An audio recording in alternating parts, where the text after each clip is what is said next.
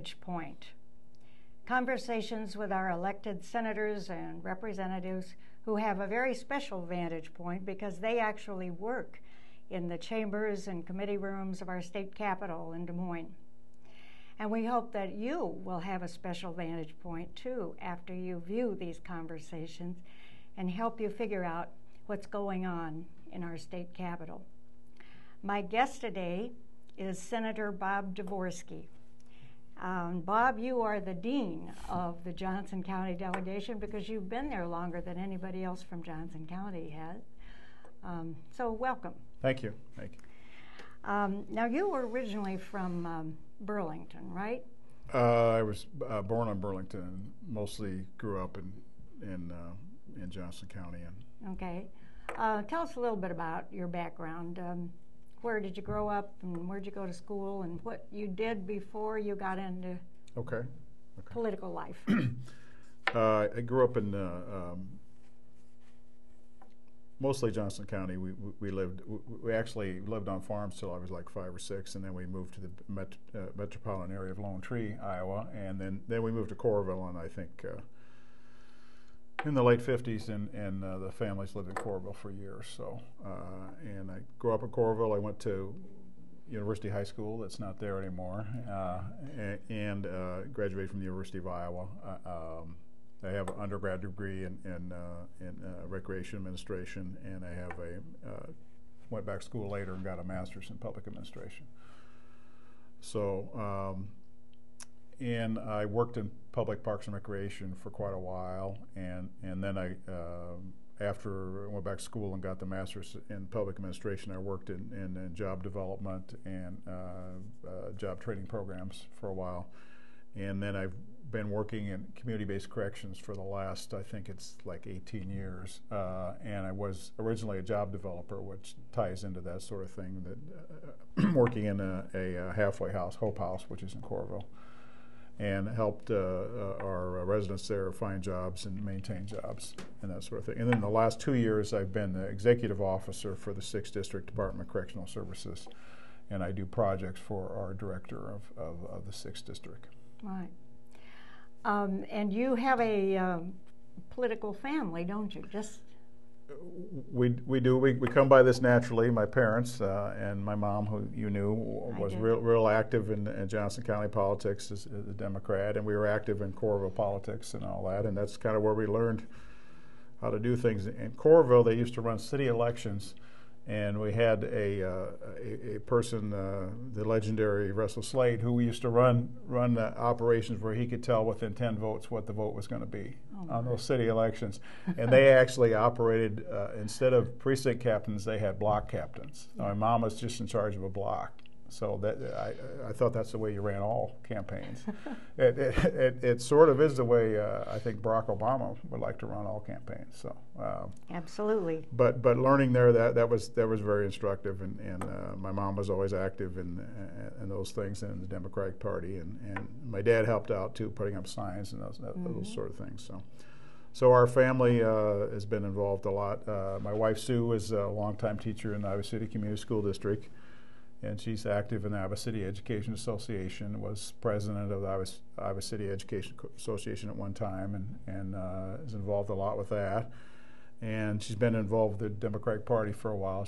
She's currently the first vice chair of the Iowa Democratic Party and a member of the Democratic National Committee. So has a real nice volunteer job there. Absolutely. So. And you have a daughter who, you have 2 daughters. 2 daughters. And are they both involved politically, or just one of them? They've both been involved politically for a long time, if they liked it or not, I guess. So, but Annie, who's or as she's known now, Ann. We still call her Annie, but her actual name is Annie, right. And she's a sophomore at University of Northern Iowa in Cedar Falls, and taking political science. So she really enjoys that, and she's in the band there. She was in the band at West High and is in the band at UNI. So, and then the other daughter, the youngest one, is Caroline, who's 17. She's a senior at West High, and she's secretary of the Student Senate. So she's student senator and secretary of the student senate at West High and active. And Annie was a page 2 years ago in the Iowa Senate, and Caroline, if she gets her application in, is applying to be a page also in the Iowa Senate. So great tradition there in the Dvorsky family. Your first elective office was the Coralville City Council. And when was that? Do you remember what year was wow, that? Yeah, it's sort of ancient history. Well, I shouldn't say ancient history because I was first elected in 1979, and I served with a gentleman named Jim Fawcett, who's currently mayor of Coralville. So Jim is a long-time council member and mayor in Coralville. So I served 7 years on the Coralville City Council. Was that helpful to you in your current work at the legislature or not?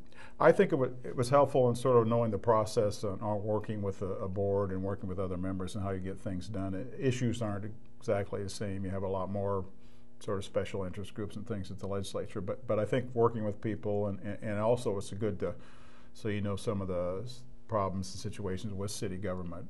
A lot of people in the legislature have never worked in city government or local government, and it's good to have a little background in that. Right. Why did you decide to run for the legislature? Were there certain issues that you were interested in, or? Well, it was a newly created seat after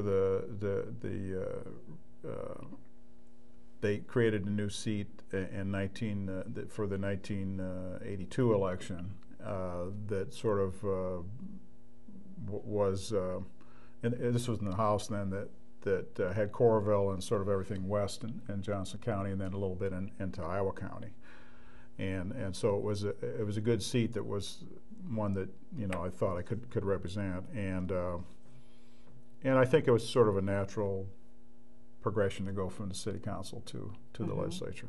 Mm-hmm.